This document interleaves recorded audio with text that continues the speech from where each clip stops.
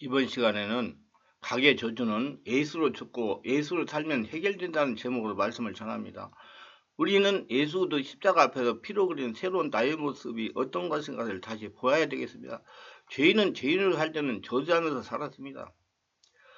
아담과 하와가 하나님을 반역하고 에덴에 쫓겨났을 때 성경은 말하기를 저주를 받아 가시 엉겅퀴까지 하고 너희는 이마에 땀을 내야 먹고 살 것이라고 말씀했습니다. 인류는 그때부터 시작해서 계속해서 저주의 가시체를 헤치며 살아왔습니다. 인간은 인간주의로서 몸부림쳐봤자 완전히 가시체를 없앨 수가 없었습니다. 여기에 저주를 제한 분이 나타났습니다. 예수 그리스도 하나님 아들이 아담 이후로 모든 저주를 당신의 그 가시체로 온몸을 감쌌습니다. 머리에 가시체를 쓰고 다시 쇠가시에 찔리고 쇠창에 찔리고 십자가에 못 박혀 가시의 모든 세력을 주님께서 취하셨습니다. 갈라디아 3장 13, 14절에 그리께서 우리를 위하여 저주를 받은 바 되사 율법의 저주 우리를 속량하였으니 기록된 바 나무에 달린 자마다 저주 아래 있는 자라 하였습니다. 이는 그리스도 예수 안에서 아브라함 복 이방인에 미치게 하고 또 우리로 하여금 믿음으로 말미암아 성령의 약속을 받게 하려 함이라고 기록하고 있는 것입니다. 우리가 십자가에 못 박힌 예수 그리스도를 바라볼 때 우리의 온몸을 칭칭 감고 있는 가시체가 철렁철렁 떨어져 나갑니다. 예수를 믿는 우리는 예수 그리스도 말미암아 가시체에서 벗어나고 아브라함의 축복이 우리 위에 철렁철렁 찬란한 태양처럼 비춰오게 되는 것입니다. 그리고 우리는 예수 그리스도 안에서 다시 저주받은 모습은 자기 모습을 그대로 걸머쥐고 다녀서는 안 됩니다. 저주받은 것은 옛날의 것입니다.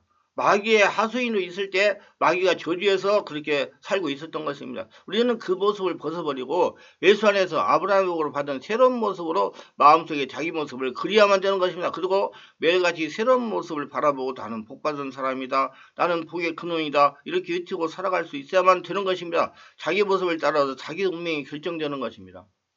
입으로 시인하는 말대로 자기가 이루어지는 것이나 동일한 것을 끌어당깁니다. 우리 마음의 자기 모습이 아브라함의 축복으로 가득하면 아브라함의 축복을 끌어당깁니다. 여러분의 자기 모습을 저주가 가득 들이차면 이렇서는 안 되나 낭패와 실패와 공고와 절망을 끌어당깁니다. 그것으로 자신이 끌려가게 되는 것입니다. 인간의 마음속에 자기가 자기를 바라보고 있는 모습이 어떤 것인가는 운명을 좌우하는 놀라운 힘이 그 속에 있는 것입니다. 그럼 오늘 이 시간에 아브라함의 축복의 좌우상을 가지게 되기를 주 예수님으로 소원합니다.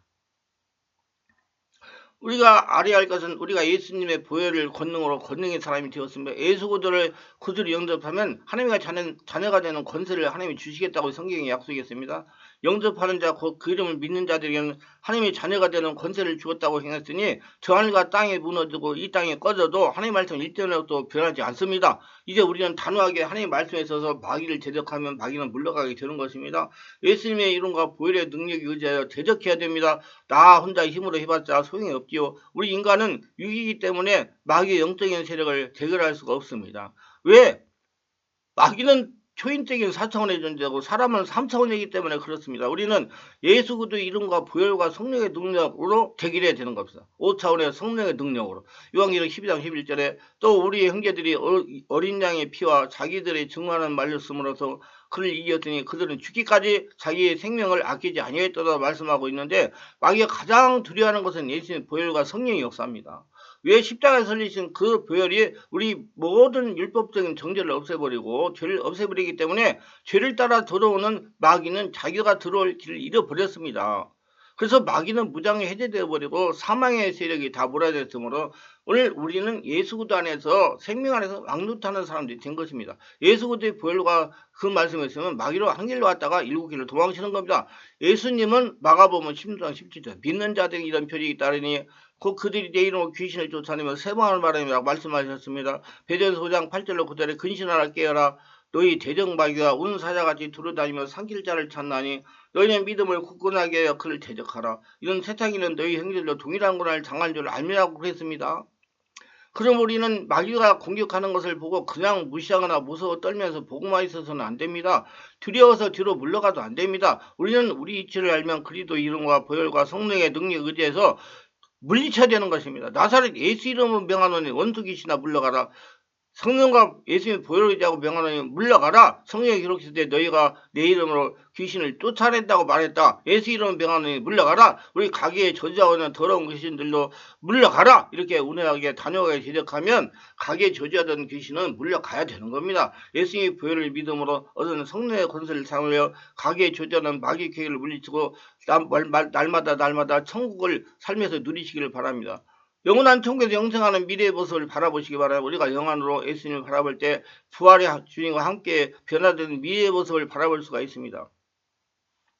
이 땅에서 천국과 아브라함의 복을 누리며 하나님의 권세를 살다가 주님이 오라 하시면 영원한 천국에 입성하는 영생의 모습을 바라봐야 됩니다. 죄를 할 때 모든 것이 죽음으로 종말이 짙습니다. 세상 부귀영화 공명이 아무리 좋을지라도 죽어서 관 속에 들어 흙 속에 파묻히고 나면 구더기와 몸을 먹어버리고 그것이 절망이라고 생각합니다. 그렇기 때문에 죄인으로 사는 사람은 죽음을 생각하지 않습니다. 죽음은 자기 모습이 너무나 비참하기 때문에 그를 생각하지 않고서 살려고 합니다. 그러나 생각 안 한다고 해서 죽음이 안 다가오나요? 죽음이 다가옵니다. 가는 세월 사람이 힘으로 막지 못하고 오는 백발 힘으로 막으려고도 안 됩니다. 안 됩니다. 그러나 우리가 예수를 믿고 난 다음에 우리의 모습이 달라집니다. 왜냐하면 예수께서 죽었다가 부활하시기 때문인 겁니다. 우리는 그리스도와 함께 부활합니다.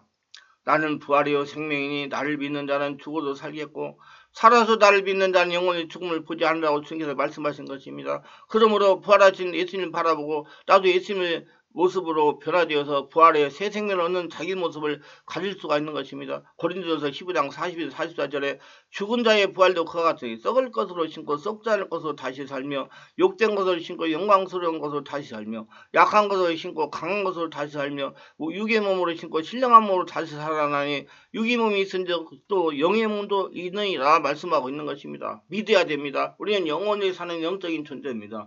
이 땅에서 생명의 말씀과 성령으로 가계조지를 물리치고 천국을 누리며 살다가 그 육체의 장막습을 벗어버렸을 때 부활한 몸으로 그들에게 영원한 천국으로 갈 것이냐 그렇지 않으면 영원한 지옥에 불타는 곳을 떠날 거라는 이게 우리의 선택이 있는 것입니다. 요한계시록 21장 8절에 그러므로 그러나 두려워하는 자들과 믿지 않는 자들과 흉악한 자들과 살인자들과 운명하는 자들과 점술가들과 우상숭배자들과 거짓말하는 모든 자들은 불과 유황으로 타는 못에 던져지리니 이것이 둘째 사명이라고 말씀했습니다. 저 하늘이 무너지고 이 땅이 꺼져도 1.1도 변치 않은 하나님의 말씀이 예수 안에 있는 사람을 부활로 영광을 누리고 그리고 밖에 있는 사람은 불과 유황으로 타는 곳에 참여할 것이라고 말씀하고 있는 것입니다. 그러므로 우리가 살아있는 동안에 운명의 십자가 앞에서 결정해야 되는 겁니다. 천국의 시민권이 있는 하나님의 자녀들의 노래가 바로 예수 그리스도의 십자가 보혈임을 잊어서는 안 되는 것입니다. 그리스도의 보혈은 영세의 영광에 들 것입니다. 인간의 어떠한 종교, 윤리, 도덕, 율법도 인간을 절망적인 죄악으로부터 정죄로부터 자유하게 할 힘이 없습니다. 왜냐?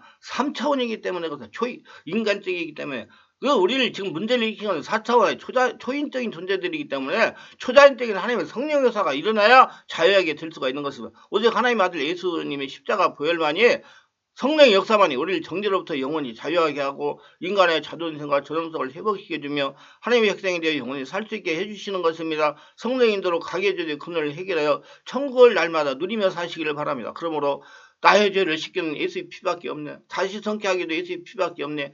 예수 그리스도의 보혈을 매일같이 찬양하고 그리스도의 보혈을 힘차게 의지하는 저와 여러분 되시기를 주의 이름으로 소원합니다.